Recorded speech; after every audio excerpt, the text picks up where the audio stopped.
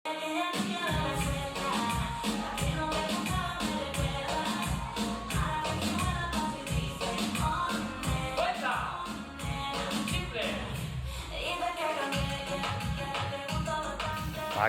sormenen egin dugun saio honetan dantza hizkuntza moduan aurkeztu dugu eta hizkuntza horren atalak landu ditugu LH-ko ikasleekin.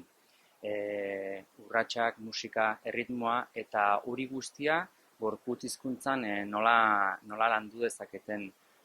Modu azkar batean eta zenbait musika motara bilita ez bakarrik euskal tradizioaren klabean esaten den horretan, baizik eta tradizio askotan eta garai askotan dauden musika eta mugimenduekin, oso oinarrizko mugimenduak landu ditugu bai gorputzarekin eta bai oso garrantzitsua kidearekin eta komunitatearekin harremantzen.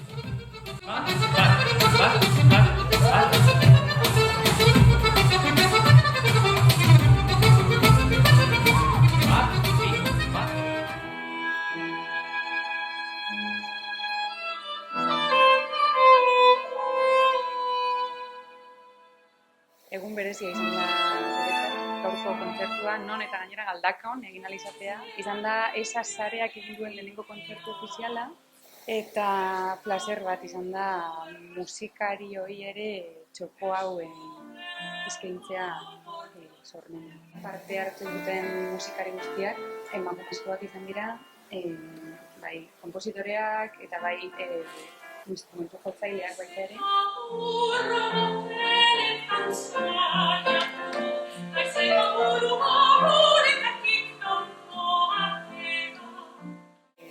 Ekimenak nik uste dut Galdakao bihurtu duela udalerri erreferente batean,